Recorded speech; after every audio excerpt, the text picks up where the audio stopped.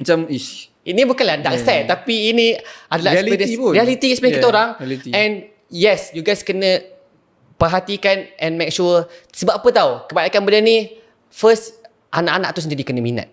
Betul tak? Kalau dia tak minat, kalau korang paksa, macam mana dia nak betul-betul belajar?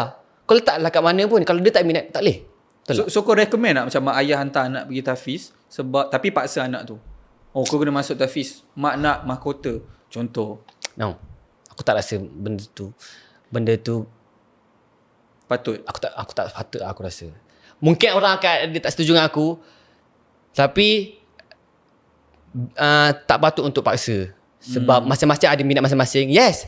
Sebab tu kita bapa sebelum tu lagi, daripada kecil lagi dah letak minat tu. Contohnya daripada kecil, tanda lahir kau dah pasang Quran, kau dah baca Quran dengan dia, kau baca selalu. Kau bapak kau kena baca selalu. Dan baru anak kau minat nak belajar, betul tak?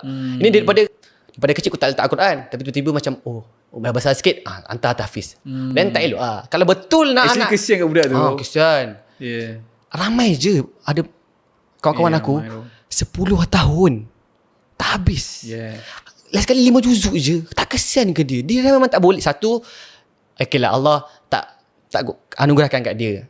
Tapi tak semestinya dia tak okey. Mungkin dia kurang bab hafalan, tapi dia power bab pemahaman. Faham. Hantar dia ke belajar alim, mungkin dia akan perform. Betul tak? Betul. Bukan semua orang dilahir wajib untuk hafal, tak.